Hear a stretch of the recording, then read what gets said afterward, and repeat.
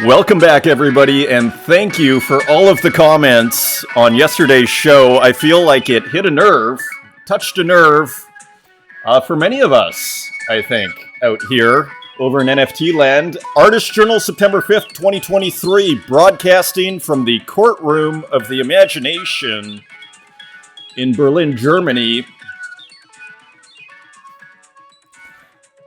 My name is Adrian Pocobelli, and I welcome you back.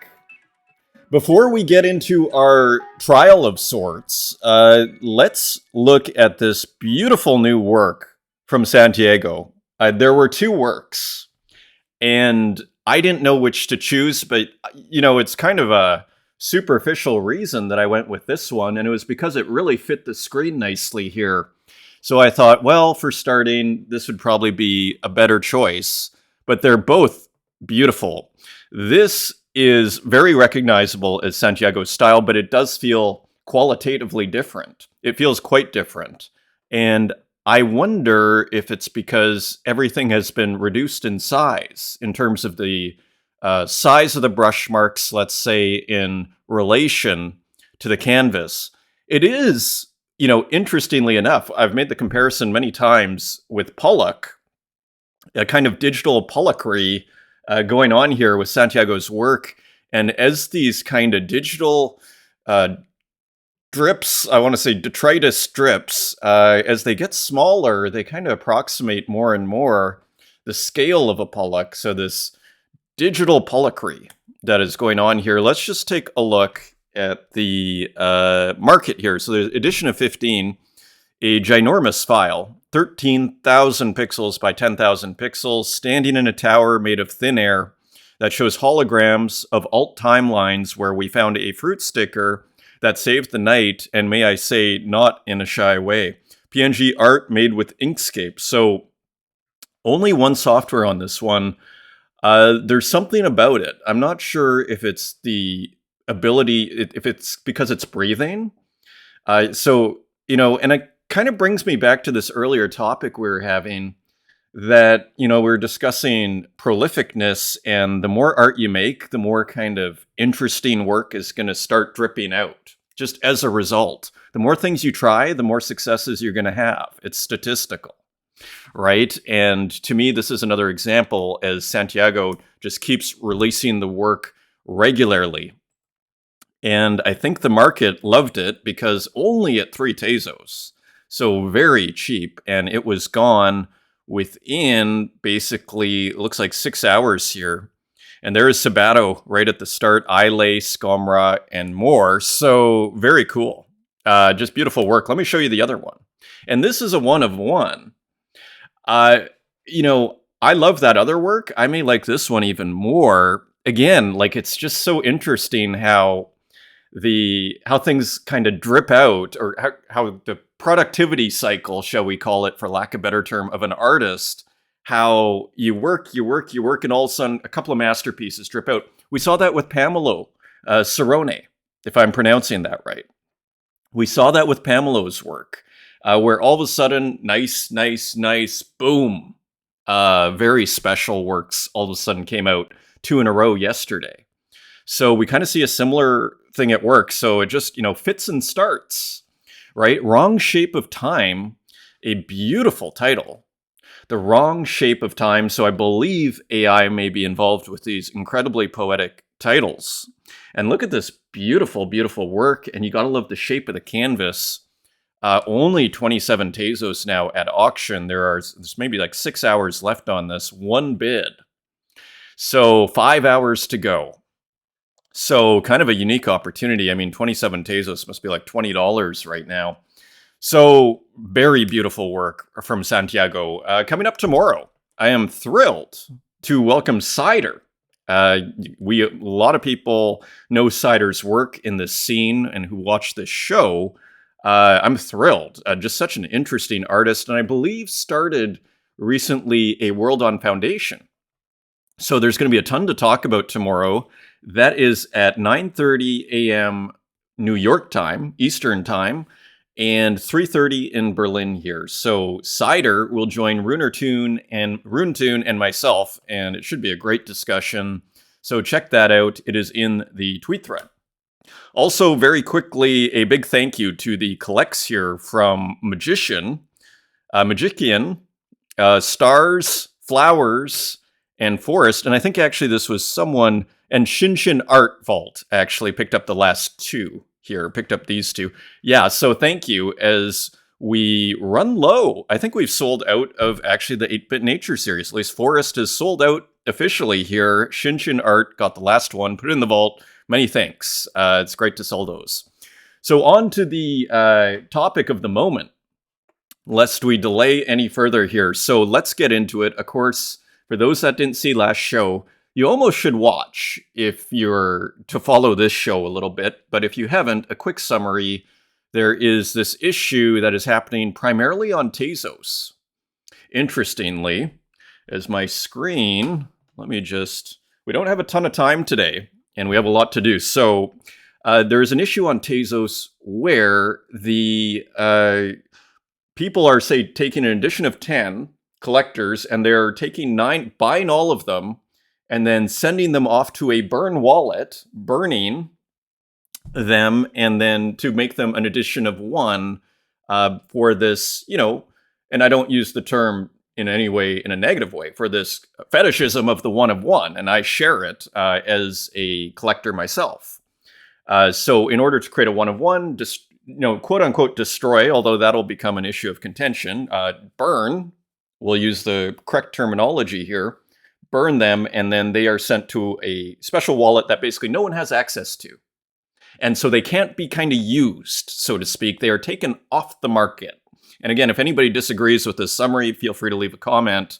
There are many comments here. So let's get through the reaction. I was pointing out, and just finally, I was pointing out the legal issues that may be concerned, or that may arise or may relate to doing that.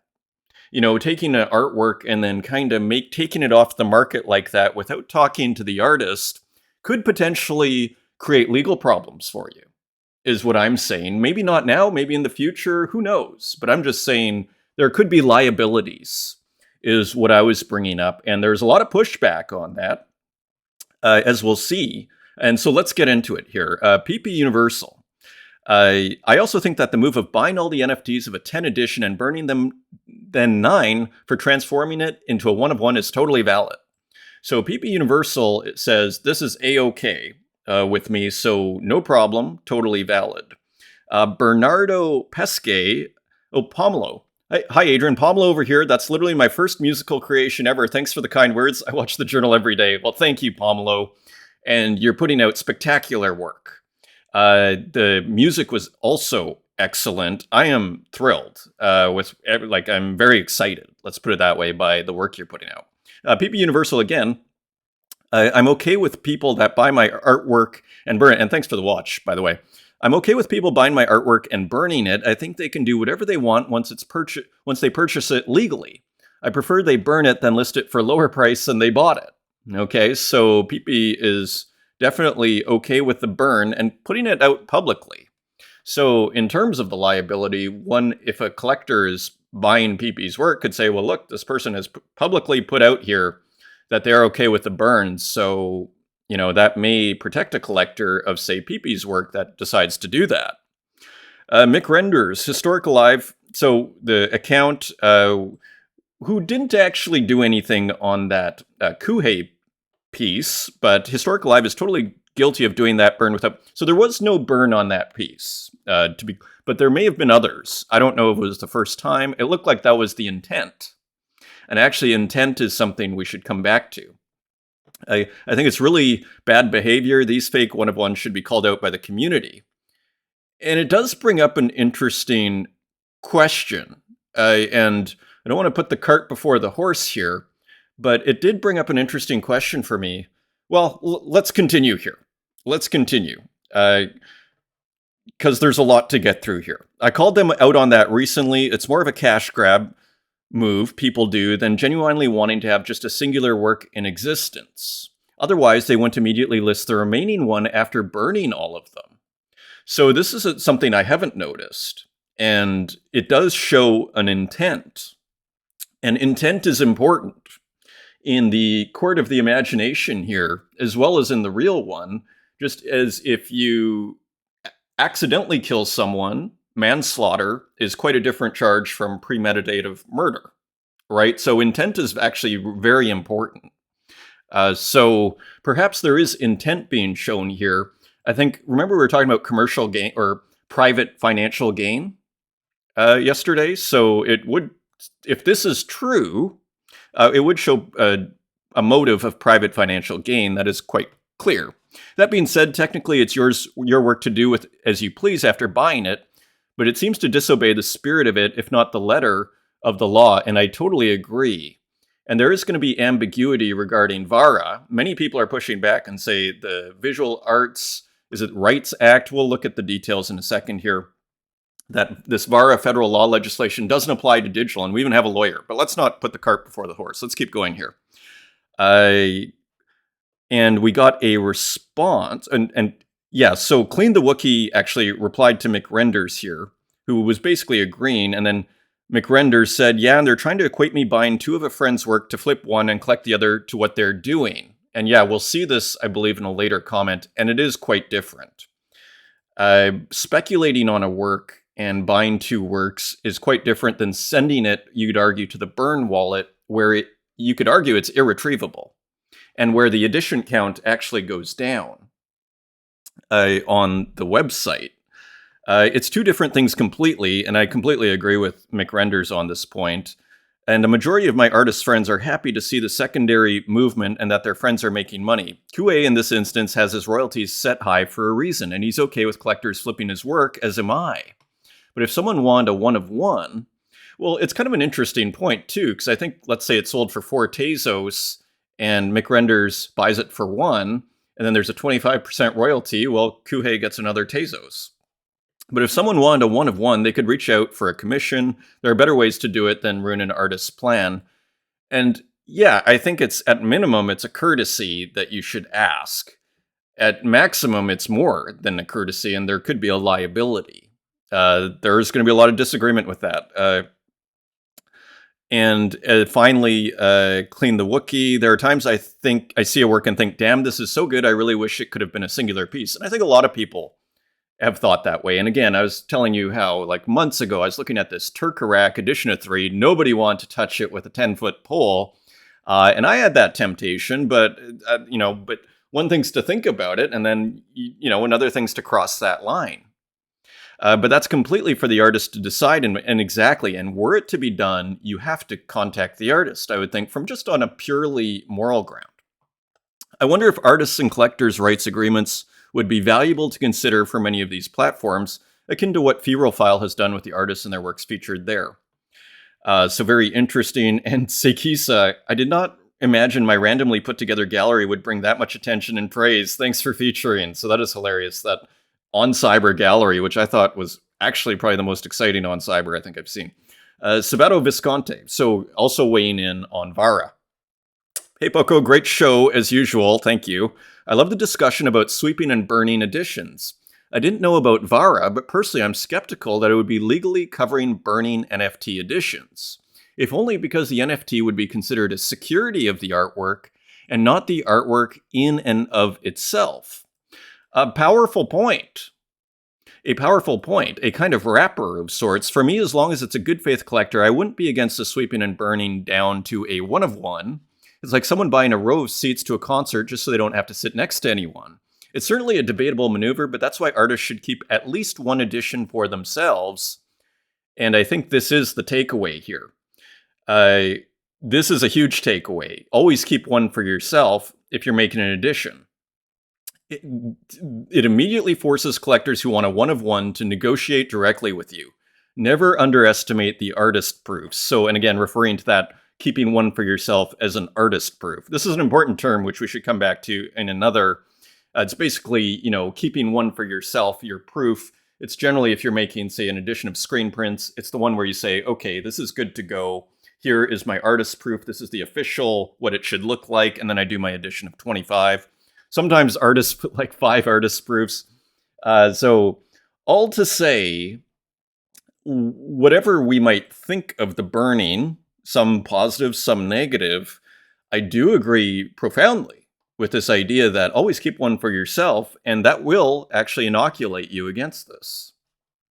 Great episode, or at least from all of them being kind of taken over and someone getting that one of one. Keep one for yourself. Great episode, very interesting discussion. Human Boy, thank you. Interesting, Elliot Smith, interesting reasoning about burning. And if I burn my own work, am I right? It's hard to imagine a punishment for this. Now, yeah, so there's two things I would say about this. If you burn your work, it's your work, and whether it's the artwork, if we're going to say it's the artwork, Sabato disagrees with that. Well, it's your work. You have the right. And if it's the security, I would argue that's kind of like, well, that's part of your business enterprise. I would argue. Again, feel free to disagree. But if I'm creating these little securities out there on every art piece as being a security, then if they're my securities that I've created, then I think I have the right to burn them. But I think it brings up an issue. It's quite a complicated business here. If someone else takes one of my securities and then they start to damage it, and you could say, oh, well, maybe it's not burnt, maybe it's not destroyed, but I would argue as permanently taking it off the market inherently damages the business. If we're going to call it a security, if we're going to take Sabato's line of thinking. So there is that. And then there's also, we're going to see this idea later on here that, oh, well, burning is just, we're not destroying anything. We're just sending it to another wallet where nobody has access to. And then I go, okay, and then there's even talk, and I'm not sure if we have these tweets, but there's even talk like, oh, there should be a museum of works that have been sent to burn wallets. And then it calls into question the entire edition model. Because when an artist burns like if they have an edition of 15 and they're not selling, and I've done this, when I start on an object, and then I go, okay, I'm going to reduce the supply, make an edition of 3 or of 2 or of 1, make it a 1 of 1. I burn it, and then I send it to a wallet, a burn wallet, and to me, those are, from a business perspective, those are destroyed. And even from the website perspective on object, it'll reduce the edition size to 1. So if someone buys that as a 1 of 1, are we going to start saying, well, actually, it's not a 1 of 1 because there are these other ones in the wallet and that these securities also exist? And so it gets very murky because almost everybody at one time or another burns some work. And so if those are all of a sudden going to be like given to museums and be considered legitimate works, or like given to museums and it's like, okay, we have a burn museum, then it starts to get quite confusing, and I would argue actually calls into question the whole collector model that exists, I would argue. So let's just continue on here. We have a ton to get through. Thanks again, from PP. Phoebe's Fashion. I'm not going to buy an artwork that has such a burning event in their history. And so this is another thing. Because of the history and because of the sketchiness, one could argue, I would argue, of doing this without asking the artist, of, say, burning 9 editions without asking the artist, again, is this creating a kind of damage to the business of the artist? And you could argue, okay, so the artworks aren't being destroyed, but are you actually damaging the artist's business is a whole other liability, I would argue. And finally, Online Walk is a Rogerins work. So I don't remember exactly which one that was. Thank you, Toravoa. But if you remember, that is by Rogerin. So continuing on, and let me just see. So here we have an example. So for those that don't know, I want to bring this up as an example. This is basically the process. So Elna Frederick has an edition of 10 at 50 Tezos each, lists them, and then a collector, Eli Trader, buys all of them, 2, 4, 6, 8, or buys 10, ends up buying 10 and burning 9, and then sends the 1 to their other account, Bijou. So Elna Frederick And this is all done within basically, 4 minutes. And then it's listed at 423, and then at 434, all of them are bought. And, giving the artist actually a significant amount of money, which is a whole other issue. But they're all bought up, and then 9 are burnt, and then the last one is transferred to their one-of-one special wallet. So this is the nature of the issue, for those that don't know. So let's get in a little bit deeper, and there's a ton of brilliant art that was released in the last 24 hours, but we do have to kind of tie the bow on this as much as possible. There was a ton of commentary and interest. Sabato, Pocobelli raises some interesting questions in his latest artist journal. I'm curious if the Visual Arts Rights Act could ever be used to protect digital artworks.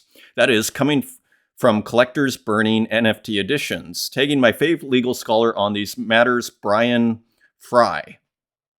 And so Brian Fry is skeptical of this idea that VARA would be applied to digital artworks. I'm a little skeptical VARA ever really should provide an enforceable integrity right, because VARA rights are explicitly subject to Section 107 fair use. So long as the destruction is expressive, it ought to be protected under fair use speech. So, interesting. I mean, remember we saw this during the 2021 bull market, where I think it was Elio Trades, the YouTube account. I think they bought a Banksy, and then they NFT'd it, and then they destroyed the physical as a way of saying, now the NFT is the art.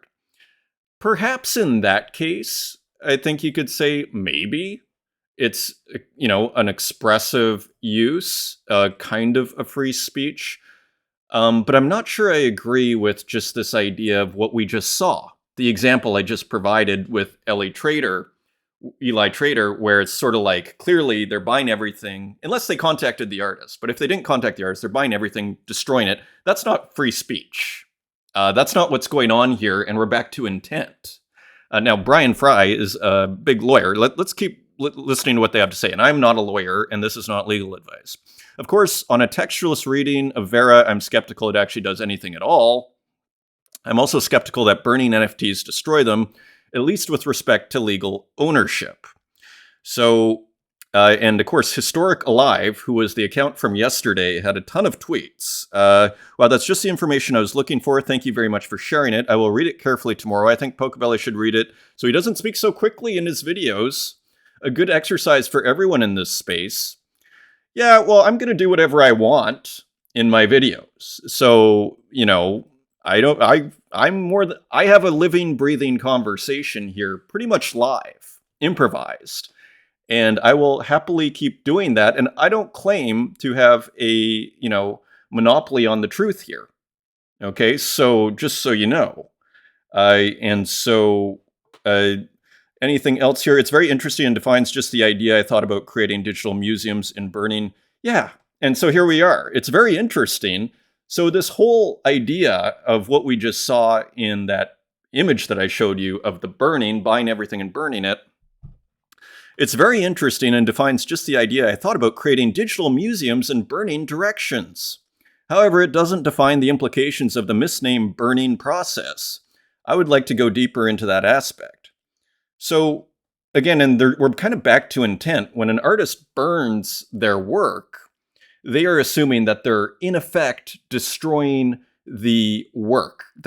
So, technically speaking, I do agree that it goes into a wallet that, in a sense, as we're going to see in another comment, the artwork is not technically destroyed, but it is being taken off the market unilaterally without the permission of the artist. And I think that's where the liability continues to be. So the lawyer is saying, my fave legal scholar, Brian Fry, is saying VARA doesn't apply. I did ask ChatGPT 4, and I was actually, I was like, oh, well, maybe, he's a lawyer. Does VARA federal law apply to digital art? As of my last update in September 2021, the Visual Arts Rights Act, VARA, is a U.S. federal law that provides certain protections to the moral rights of visual artists. Specifically, VARA grants visual artists the rights to claim authorship of their work to prevent the use of their name in association with any distorted, mutilated, or modified work that would harm their honor or reputation, and to prevent any intentional distortion, mutilation, intentional, intent, or modification of their work. Additionally, in some cases, artists have the right to prevent any intentional or grossly negligent destruction of a work of recognized stature. VARA's protections are specifically applicable to works of visual art, which are defined in the law to include paintings, drawings, prints, sculptures, still photographic images produced for exhibition purposes. These definitions might seem to focus on traditional forms of visual art, but they don't explicitly exclude digital art. So, you see, there is room for interpretation here. The extent to which VARA applies to digital art depends largely on how courts interpret and apply the law's definitions. So, it's actually, and I kind of agree with ChatGPT. I think just because a painting is made on an iPad, or a drawing is made on an iPad, or prints are made, digitally, the spirit of this law includes, I would argue, digital art. The spirit of this is exactly it's almost like this kind of law, I could imagine, was created from collectors in the physical art market that were maybe buying editions up and burning them, or doing things with art that they really didn't have the right to do. So they felt the need to make a federal law, and we can talk about jurisdiction in a second here, to prevent this kind of unilateral behavior with people's creations, their unique creations or their low edition creations. That is the spirit of the law. So it's quite interesting. According to ChatGPT, it actually disagrees. They don't explicitly exclude digital art. So here are the key issues, finally. The key issues with applying VARA to digital art are whether digital art can be considered a work of visual art as defined by VARA. This is the key issue, isn't it? How the rights against distortion or modification apply in the context of digital art, which is inherently modifiable. How the right against destruction applies to digital art, given that digital files can be duplicated, backed up, or modified without destroying the original. So I think ChatGPT 4 has actually nailed the issues that are at work here, because there's this ambiguity with, well, are they destroyed if they can be duplicated and copied infinitely?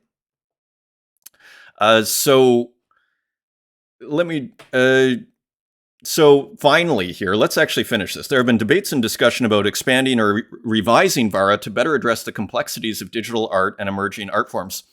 You know what this tells me is we're not the first people to be having this conversation here.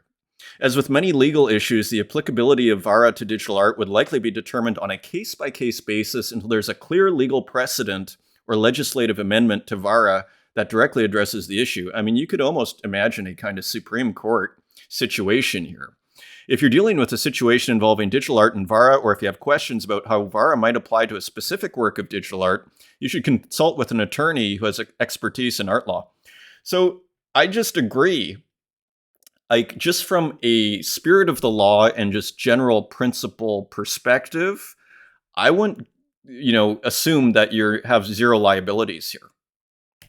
That is my take. Strange thing. Great show again. I recently came to understand this more, so it could help provide some more context.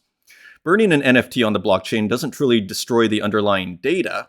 When an NFT is burned, it typically means the ownership rights associated with it are relinquished or transferred to a specific burn address. This action is recorded on the blockchain, but the data itself isn't erased. So bringing up that very issue in point 3, the blockchain's immutability ensures that the record of the burn remains, even if the NFT contents are no longer accessible through traditional means. This is a crucial distinction between physical art and digital NFTs, and this is why I want to bring this up.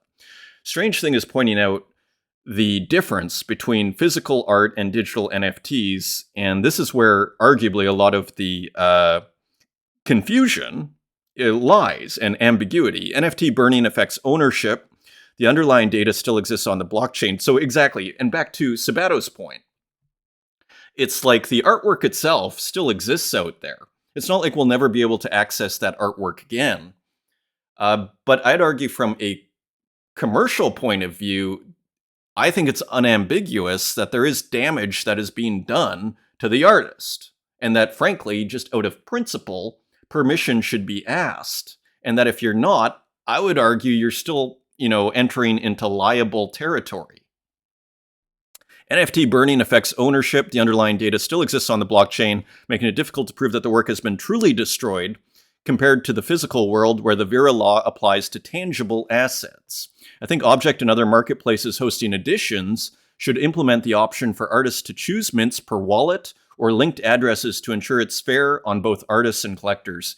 And this is also why I want to mention this point here, because to me, this is largely an object problem, a Tezos problem, because the art is so cheap. We don't see a ton of this going on the other blockchains, if ever. Probably happens here and there. I'm sure there are one-of-ones on ETH. Like I was seeing other comments, and this is just a fragment of all the commentary yesterday, so I couldn't show everything.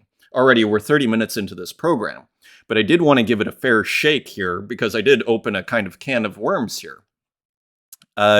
So I totally agree that this is exactly what Object and other marketplaces, but specifically, I think the urgency is on Object to actually implement this as soon as possible. Because I think because of the cheapness of the works, the cheapness of to buy the works, this is something that needs to be addressed.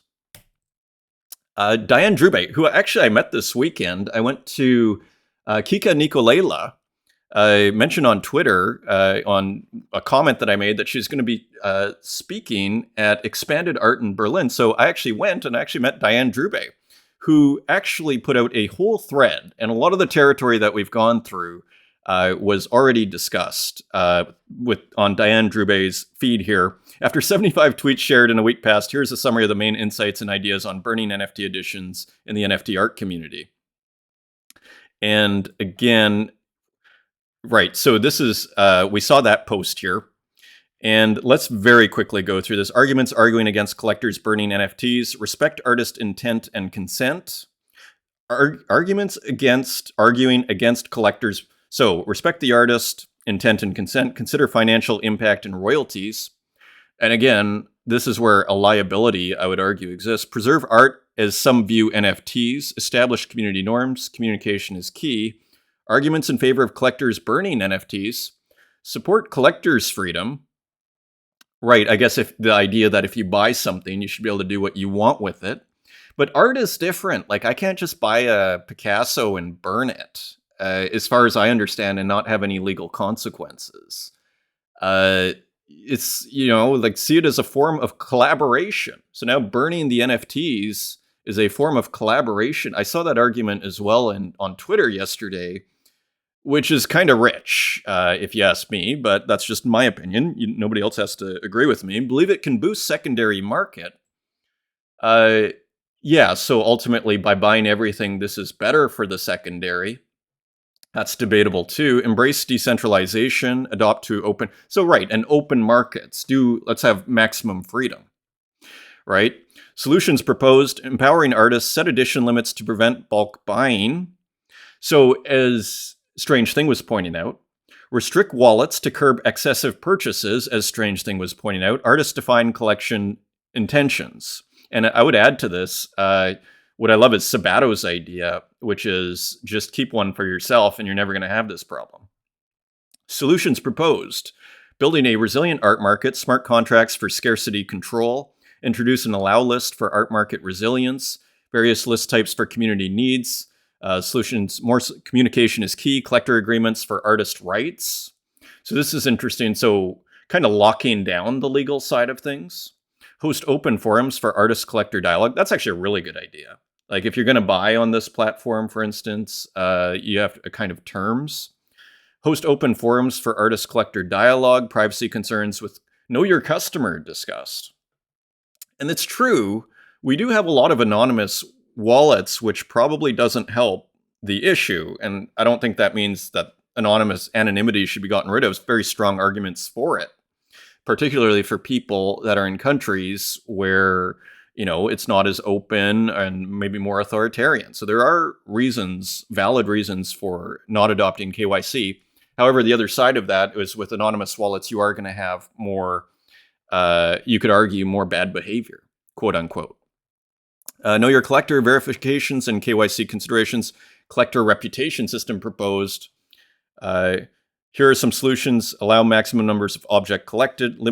So here are the ultimate solutions. Allow max number of objects collected. I thought Versum used to have it. I actually checked their mint page, and I don't know if they got rid of it. Maybe it's on the list. I can't remember. Limit numbers of copies sold to a single user and towards an allow list. So thank you, Diane Drube. This is incredibly helpful. And also in here is this was also from Diane Drube, addressing burning NFT editions in the NFT art community. And so this also, I think we've gone through pretty much everything here. This is if you're interested in a more, fleshed out version or more elaborate version of what we just saw. So finally, Historic Alive, the collector in question from yesterday. Pocobelli, I'd like to know what your conception of burning an NFT is. I think it would be to wrap, to prevent access to thieves, or to protect the artwork. It seems that the language is deteriorating too fast. Where do you see the damage? In the flame icon. Yeah, so just finally on this, and then we can hopefully get to the art. My conception, and I don't claim to be an expert, but my understanding is it's basically sent to a wallet where the work is irretrievable, right? So that is to burn a work is you send it off and then nobody else can do anything with it, in effect, taking it off the market. Now, if that's not true, feel free to inform me and I'll happily share it with everybody. And does the flame icon, in a sense, I do have an issue because basically, and I mean, Historic Alive did point this out, that maybe this is mistitled burning, but the overall understanding, I'd argue, in the community is that ultimately to burn something means to basically, quote unquote, destroy it, or at least take it off the market or permanently. That is, in effect, where it can't be retrieved.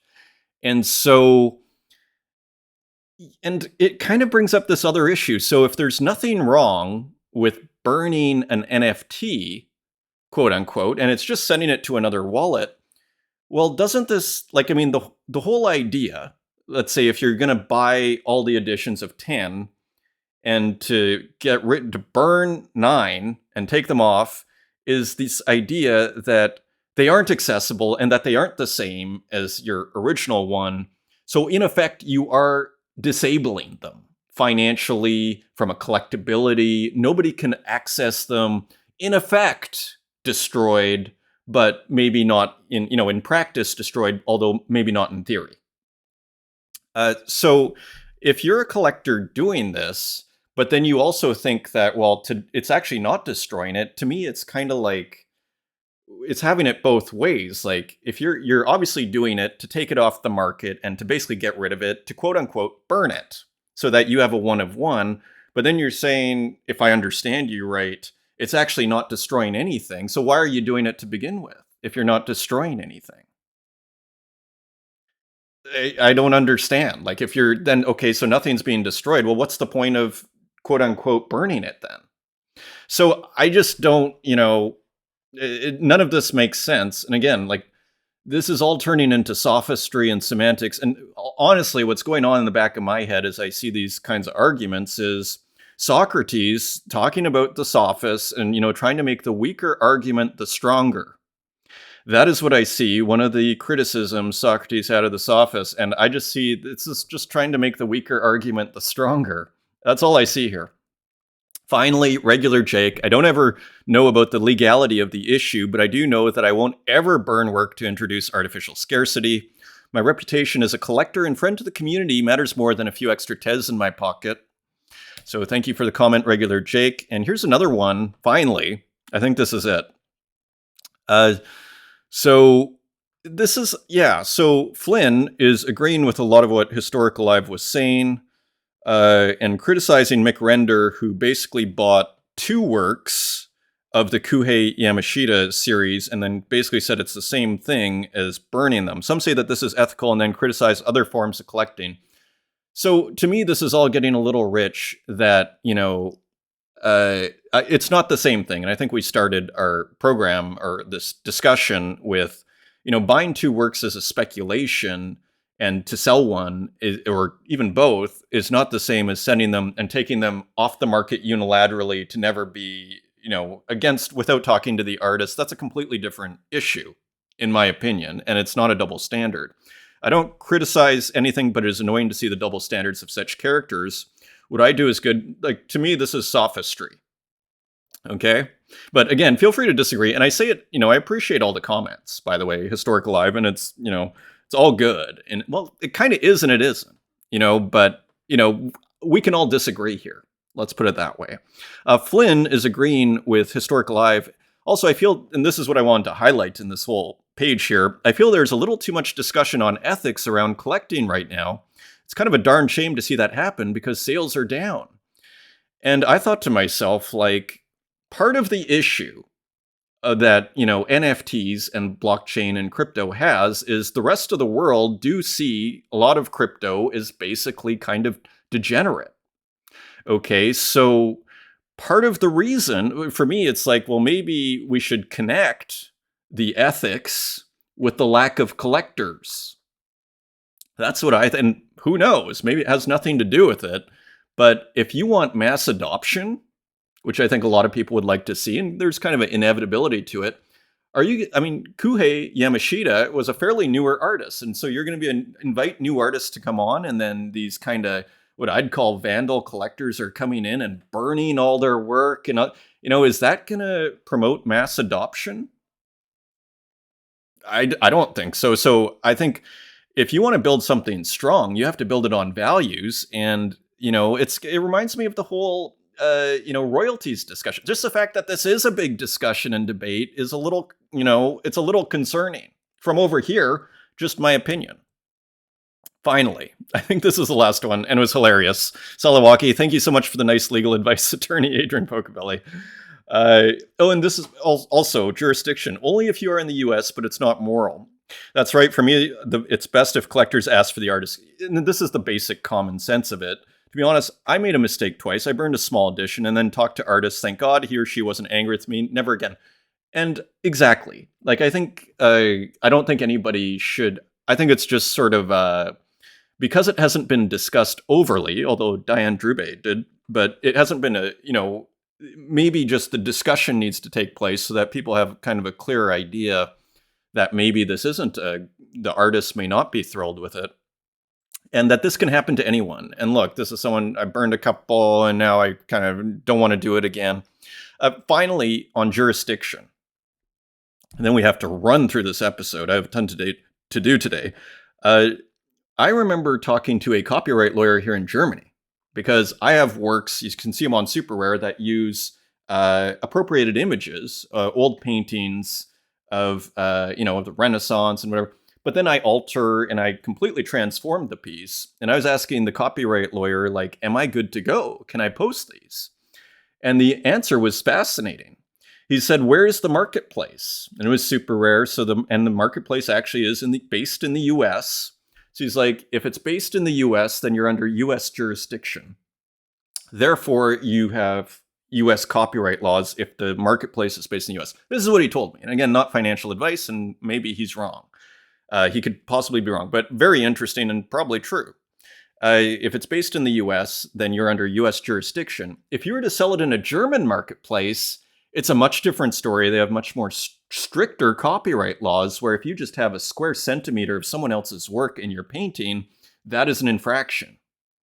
So jurisdiction matters.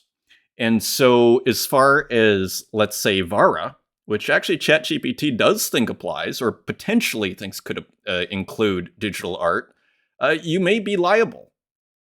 And I'm actually much more sympathetic to that because you just see the spirit, and it's probably going to come down to judges. And so, you can roll the dice. Continuing on, shortcut. Following some complaints, and I thought this was kind of funny, and by respected members of the crypto art community regarding Zero One, I thought it's important to share some info about how to trade and collect NFTs on a secondary market. So Zero One was this marketplace, and it is this marketplace where it sounds like there's no money involved and you just trade the art. And then people were wanting to take it off the marketplace so that they could sell it. So this was becoming an issue, which I thought was kind of interesting. Continuing on. Okay, Retro Manny. I love this. A quick guide to finding all 10 Retro Man comic books. So let's take a quick look here. And we got some volume. So the comic books are strewn across the bedroom here. And I thought just a very cool video here. It looks like using OnCyber or some sort of 3D software. And just pretty cool and awesome. So nice bonus, the annual. And don't forget Atmo. I think Atmo did one of these works. Actually, maybe he was involved in the annual and with one of the other works. Atmonez. Awesome artist. I mean, many awesome artists, mech.txt and more. LB, just as we like to see here, different renderings and processes. Here's the Game Boy Advance with and so I wonder if this is using the camera and then it's being played on the Game Boy Advance, or if this is actually, maybe this is the camera. All to say, it's beautiful dithering here and can't wait to see what happens there.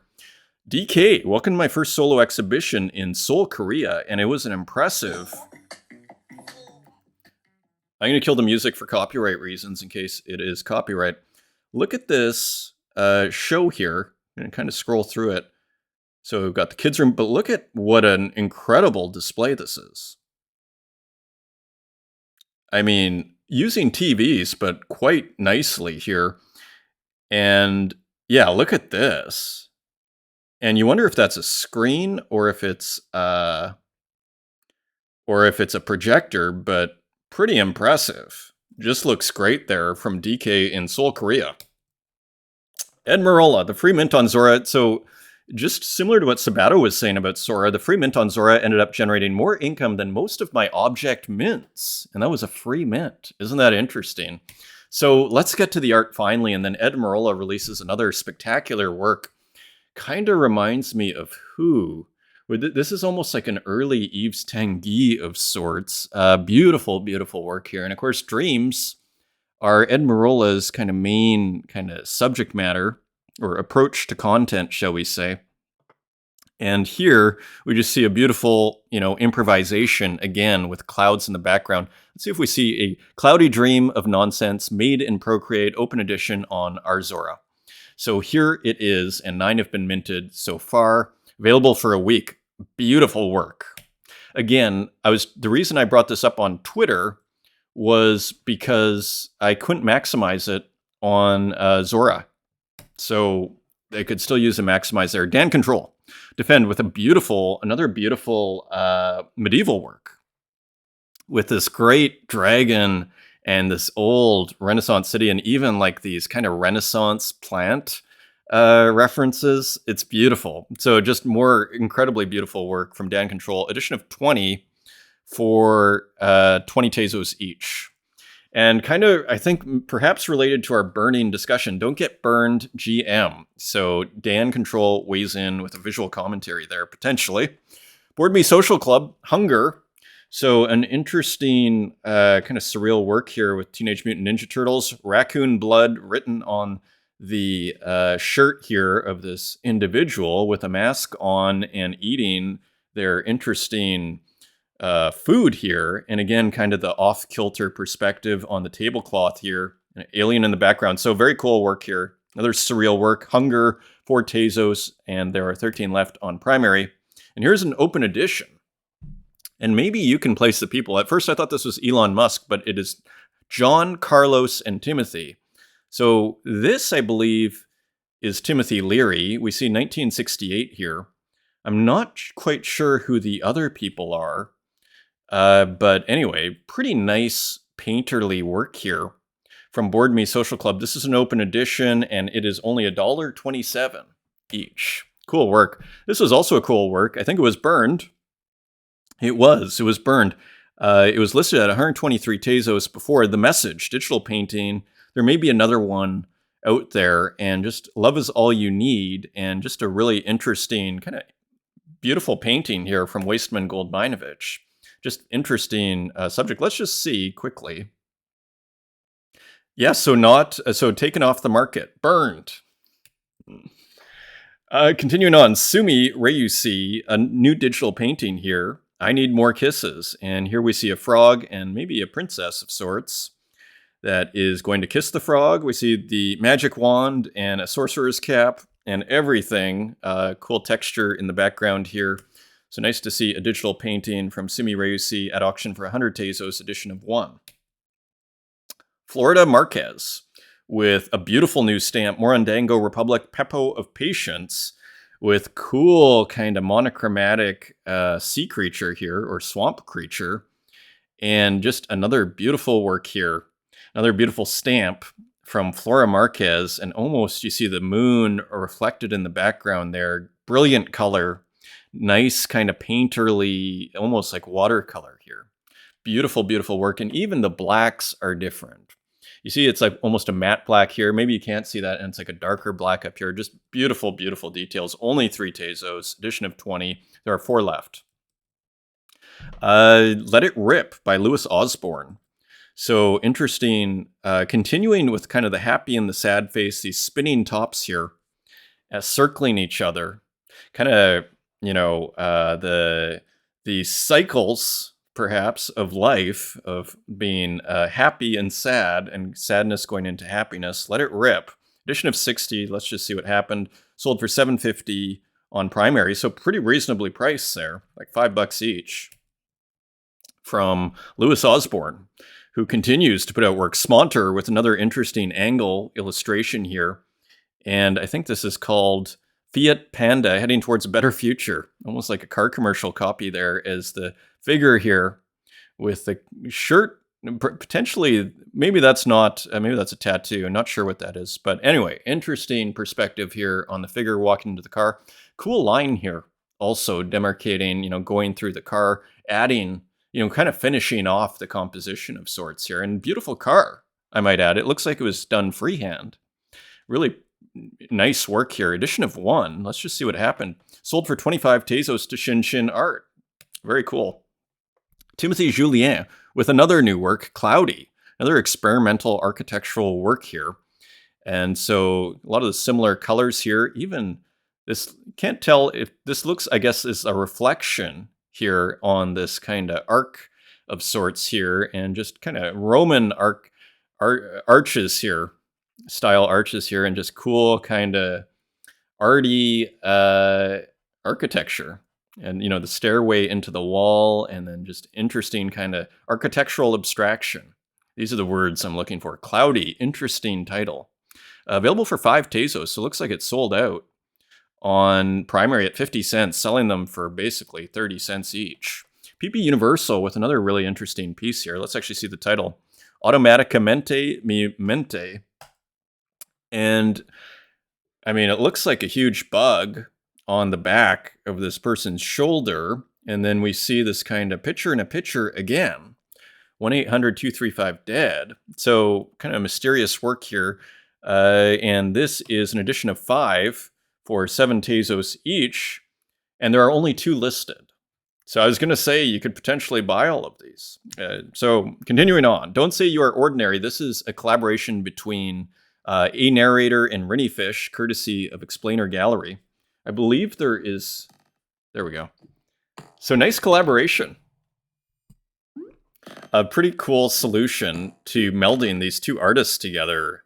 Then there's A Narrator showing up within a Rinny Fish piece here. Very nicely done. And the colors actually perfectly kind of match. Continuing on, Popple. Nymph of Crinoid Garden. And this is an edition of 25 and now on secondary for 29 Tezos. Cool pixelation here. And nice little reflection here. So another kind of these, I think this is from the Sanitarium series. We'll check in a second. And here we see the this kind of red reflection lighting up the plants here. Nice contrast between the bluish purple and the red, and just more beautiful, interesting work. Sanitarium is a series from Popple. It was probably, So it's 17 Tezos on primary. So a little bit more on secondary here. Cool work by Spiegel's Maskinen. So this is done on chain. CGA on chain DM if interested. And here is a little alpha here. Very nice indeed. How is it stored on chain? Is this a new feature in Foundation? With the great tool of advancing art found on efficaxdeed.art, but beware of file sizes and gas prices and so on.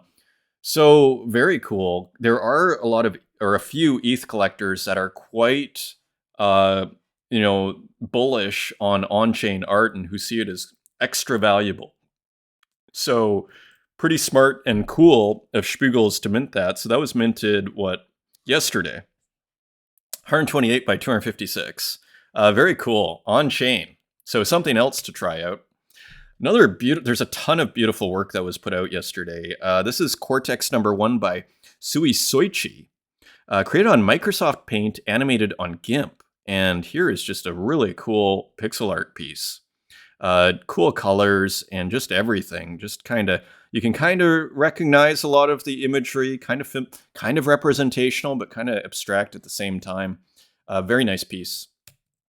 And here is another interesting piece. This is Marcel Munteanu, who I believe we've seen comments from Marcel on the show. Deluxe Paint, and a screenshot of the Deluxe Paint at work, and just a really cool kind of abstract gradient here. Having fun with gradients on Deluxe Paint. Green Ginger. I don't know if that's been put on the blockchain. Cruise to Dusk. So here is a new work here. Kind of a lighthouse with a cruise ship in the background, one of my favorite images these days, and a beautiful kind of sunrise or sunset here with the lighthouse looking on and this beautiful shore here, beautifully done with kind of trademark ratio here, canvas size by Green Ginger. 250 on primary, there are 5 left. Mech.txt, good morning, hopeless romantics. So just more beautiful work. This may have been minted on Foundation. I'm not sure, but pretty cool work here by mech.txt that was posted. And these are doing really well. Look at that, 8,300 views here. And just posted at September 4th at 12:43 a.m., so about a day and a half ago.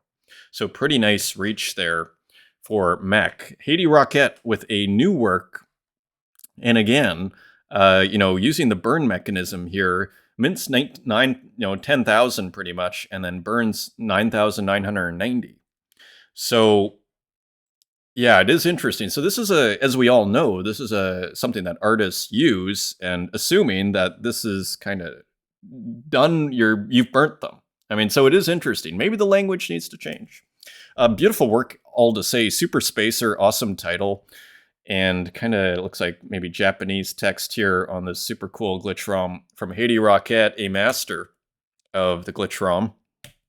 Continuing on, Sean Luke, Passing Pawns. This is a new one on Object. And here we see some chess pawns that are kind of surrounded and moving through, surrounded by a kind of repeating patterning here.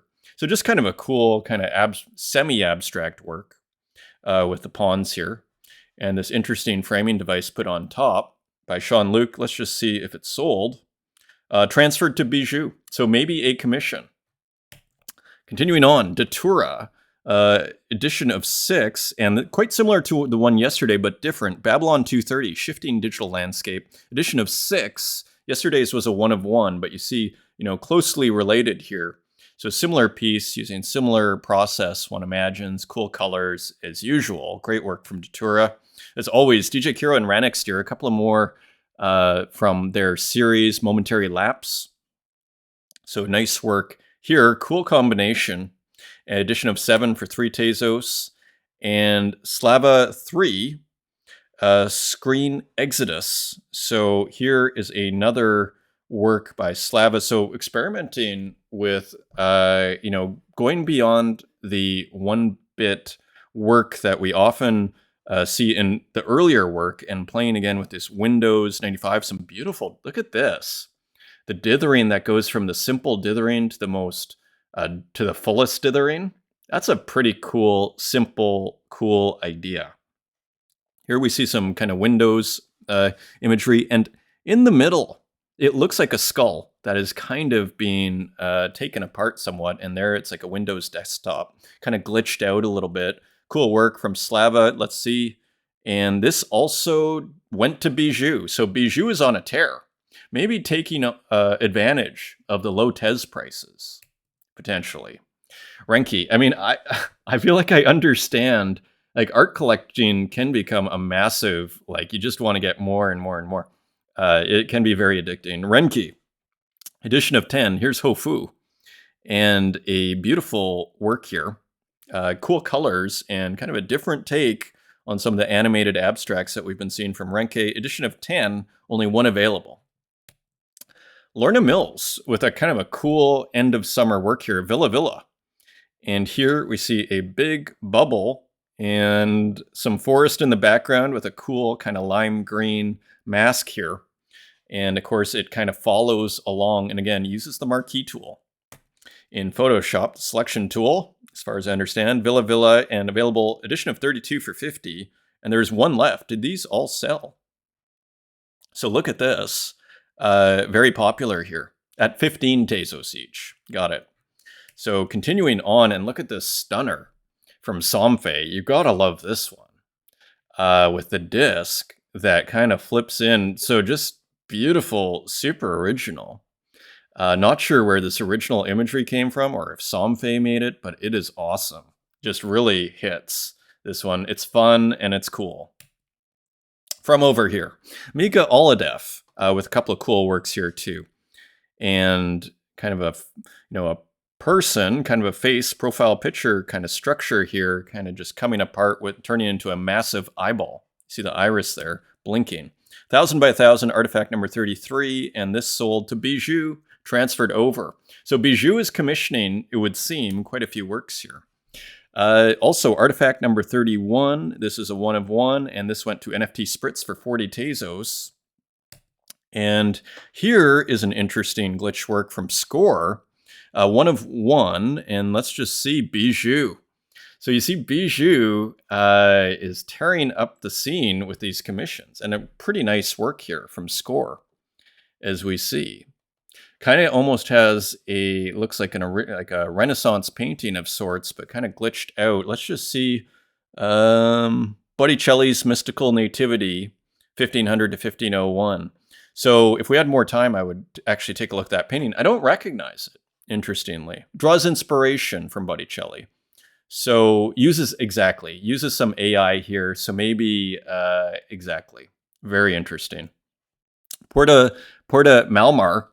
As we cross the hour mark, so I'm going to speed through this here. Porta Malmar with some more collage. Looks like AI is included in there.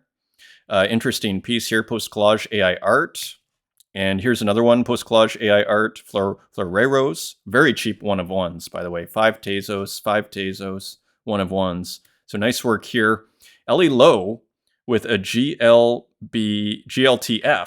file, if I'm saying that right. Grind Magachi. So we have a Tamagotchi here at last.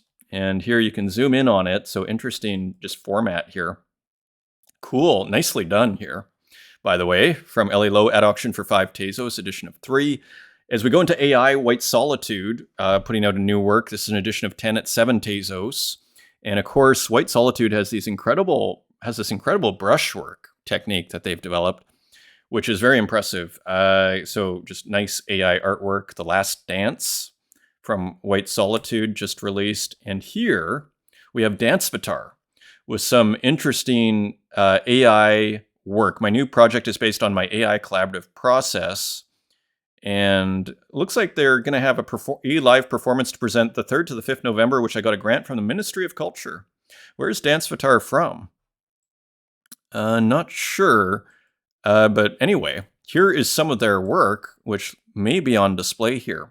And we've seen their work in the past, so just kind of cool, distorted, bodies here, courtesy of AI. Just interesting work. Continuing on, Eile with a new Ferris wheel. And here's Wonder Wheel, I believe Wonder Wheel 1, number 2. New York City Life AI. So another really nice kind of fair work. And it almost looks like a beach mixed with a fair. which is kind of cool. Edition of 20, and actually sent me one. Thank you, Ile, and sent them out all to friends and collectors, likely. So that is very cool. And Tukes finally with some really interesting experiments here, AI experiments. So Tukes keeps up the experimentation impressively. Here's another one, of course, by Tukes. And just interesting work, kind of always balancing between representation and abstraction. And that, my friends, is your show. Come hang out with us in Cider tomorrow. Thank you for the patience on the long show. Thank you for the discussion. And until next time, take care.